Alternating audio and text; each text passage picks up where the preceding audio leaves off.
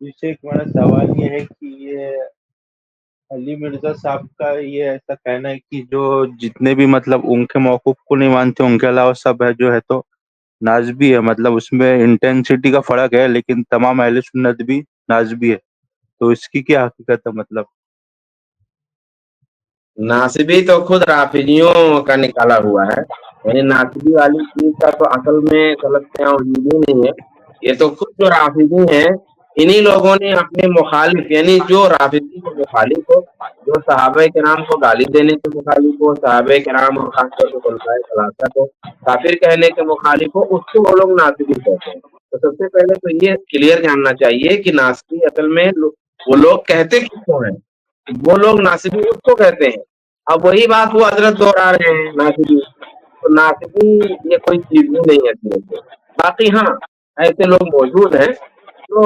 حضرت علی رضی اللہ تعالیٰ عنہ کی شان میں یا حضرت علی اور حضرت امیر معاویہ رضی اللہ تعالیٰ عنہ دونوں کی شان میں اس طرح سے گستاخی کرتے ہیں،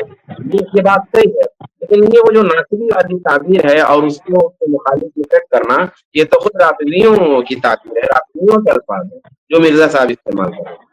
یہ اصطلاح بھی روافظ کی ایجاد کرتا ہے۔ ناصبیت کی اصطلاح ان لوگوں نے ایجاد کی ہے، اور ان کی نظر میں معاذ اللہ یہ صحابہ کو بھی ناصبی بولتے ہیں۔ عبداللہ بن عمر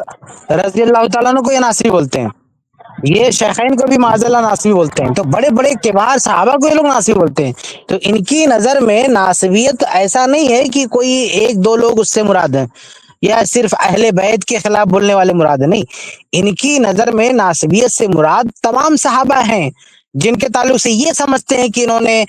علی رضی اللہ تعالیٰ سے پہلے جن لوگوں نے خلافت سنبھال لی، یا جو جس طرح کی باتیں لوگ سمجھتے ہیں۔ تو ناصبیت ایسا نہیں ہے جو علی مرزا جو یہ لفظ پرچار کر رہا ہے کہ چند لوگوں کو ناصبی بول رہا ہے، یہ لوگ تو سارے صحابہ کرام کو، محدثین کو، بڑے بڑے لوگوں کو سب ناصبی بولتے ہیں۔ تو اسی لیے کئی محدثین ہیں جو کہتے تھے کہ اگر تم کسی کو یہ دیکھو کہ یہ کہتا ہے کہ فلان ناصبی، تو جان جاؤ کہ وہ رافضی ہے۔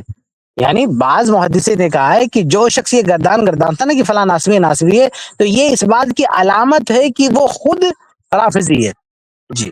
امام ابن المدینی رحمہ اللہ انہوں نے یہ فرمایا ہے، من قال فلان ناصبی علمنا انہ رافضی، کہ جس نے یہ کہا نا کہ فلاں ناصبی ہے، اس کے اس جملے سے ہم یہ سمجھ جاتے ہیں کہ یہ رافضی ہے۔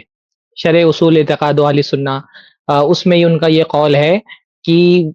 روافظ کو پہچاننے کے طریقوں میں سے ایک طریقہ اہل سنت کے ہاں یہ تھا کہ وہ اگر کسی کو کہتا تھا نا کہ یہ ناصبی ہے تو سمجھ جاتے تھے کہ یہ رافضی ہے۔ اور یہ باقاعدہ